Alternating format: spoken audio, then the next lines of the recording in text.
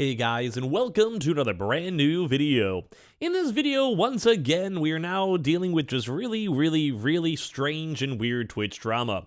Now, we just actually literally got off of the TwitchCon hype where there was even more weird, strange people showing up to streamers' houses, asking people to be stepped on, and of course, just people catching up to people harassing folks, and of course, as you guys have probably heard, people breaking their backs on foam pits. But now we're actually getting back to like the normal swing of things where people came home, people are streaming, and also some streamers such as MizKif have actually made their return. Now, in case you guys have been living underneath entertainment rock, or you guys just randomly clicking on this video to see what happened, basically MizKif was involved in some very big allegations where one of his best friends who was living with them, and they were hiding up a lot of these like really big allegations going on involving like his ex-girlfriend, some friends that came over to a party, a girl that was sleeping, and a lot of that other various stuff that's just leading towards nothing good. Now, I'm being a little bit light on the comments just because I'm not sure what I can always say on YouTube or not, but basically it just was not a good situation. I think I made a few YouTube videos on it. All the other bigger streamers, XQC, Trainwrecks, Hassan, Maya, we're all kind of involved in this big controversy too. Some calling it out, some like promoting out the actual victim, and some people like trying their best to go and hide it to the best of their abilities. So to kind of give you guys the heads up on that one.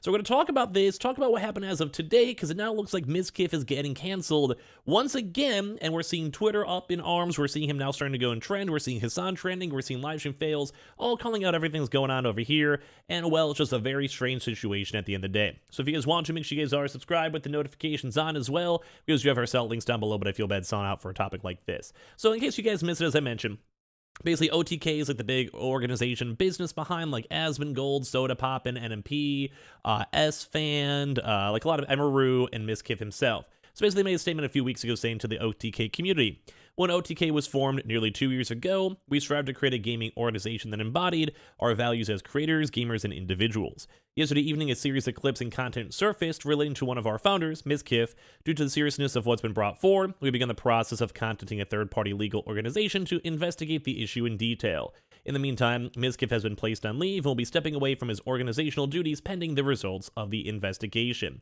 Now, when it comes to this stuff, too, that was kind of explaining his break. But as of right now, his break is pretty much done at this point. And obviously a lot of folks, as you guys maybe want to go and see, just going through Twitter and looking at all these trends and everything, people are very upset. People are calling him out, calling basically, so kind of the big context, and I'll show you guys a clip here in a second, is that like the second he kind of started up his stream, talked about the issue, talked about what he was doing, talked about like, you know, the past few weeks kind of being awful. And then as well showed a sexual harassment video, like those old school, like infomercial type commercials over here, which we have Hassan reacted to right here.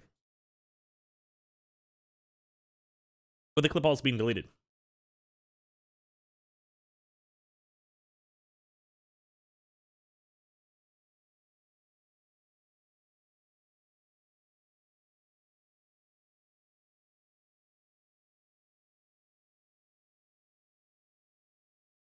And, well, as you guys can kind of see what he was doing up on his stream and kind of talk about the situation, trying to be a little bit lighthearted and everything else out there, a lot of people are very much upset. Now, I don't really necessarily want to throw in my opinion on this type of stuff, because I feel that's why you kind of, if you do these types of videos or like news types videos, you guys kind of just go and say whatever you guys want to go and say, as well as always try to be respectful, but kind of showcasing up what the community has been saying. And as I mentioned, they are trending up on Twitter, trending up on this. We're seeing Hassan trending too as well.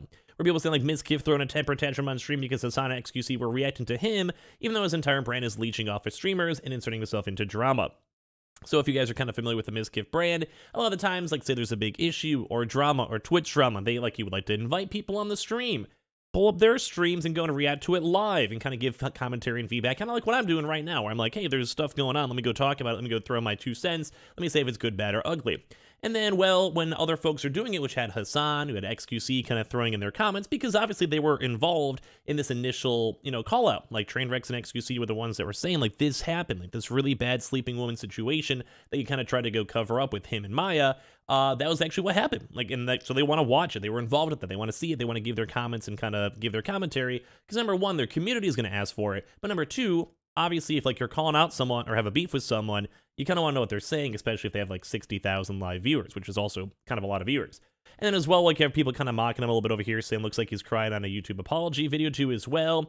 And some folks are going even more on the higher up side. Now, as I mentioned, I don't really want to chime into my thoughts. You guys can just see the information, see the videos, see the leaks. There was like a 5-hour video, I think at one point that came out too, with people like discussing this and how they're going to get out of the situation, if they should be removing tweets, what sponsor is going to be dealing with this and all this type of stuff. It's kind of nuts. But we're seeing people like say MizKif is nothing, you know, bad, which is kind of, I mean, you guys should always be nice. Everyone watching Miskif, I don't even know what this clip even is. I did like pre look at these. I just jeez, dude, jeez. Dude, jeez. I didn't want this to be like a hate manifesto or something. Jeez over here, jeez as well. But anyway, not to laugh at that. I just was not expecting that at all. But a lot of people over here too is saying, like, people are kind of going over, like I mean, we're kind of even seeing people, like, making fun of his, like, his even hairline over here, too, in the first place. Say Miskif's hairline goes all the way back, cheese. Like, some people are a lot more hardcore than I am. Like, for me, I think if people make mistakes, they kind of have to address the mistakes and try to properly apologize, or if it's a legal proceeding, you do what your lawyers say and you just don't talk. That's what should go and happen. So, like, I don't want to have some people, like, at least in my mind, like, harassing people on their, like, you know, the physical, what they look like and stuff. I've always want to judge someone on their actions rather than what they do. But this is kind of a crazy thing because, like, Twitch is a lot of if people like you or if people trust you, especially when it comes to brands and sponsors and all that. And with kind of making some of these comments and kind of pulling up that, like, you know, just like a kind of like a joke type video, a lot of folks are saying, like, he just doesn't take this stuff seriously and doesn't kind of assume these allegations are at that high enough level. Now, once again, I'm just kind of saying what the community is saying too as well, but, like, people are saying, like, it's insane how anyone can go and defend them. And obviously, this is always Twitter too, so he's going to have his fans go from there too as well. And some of those folks are even like, hey, I'm glad Miskif is actually back too. But, like, the big thing is, like, people are just kind of throwing this out, too, as well, where, like, he's trying to get different videos, like, gotchi hypers, and clicking on wrong videos, and saying, like, it's not a big deal, while some folks are like, bro, this shouldn't even just be happening in the first place, and click off it, too, as well. So we're seeing all this type of stuff, and we're kind of, at this point, seeing, like, that Minecraft Twitter community versus, like, general livestream fails community versus, like, the W community, and we're seeing all this type of stuff where everyone is just going and calling him out and kind of letting him out, like, hardcore. And, yeah. It's just people are just not happy with him at all. He is just not, like, people are just not happy.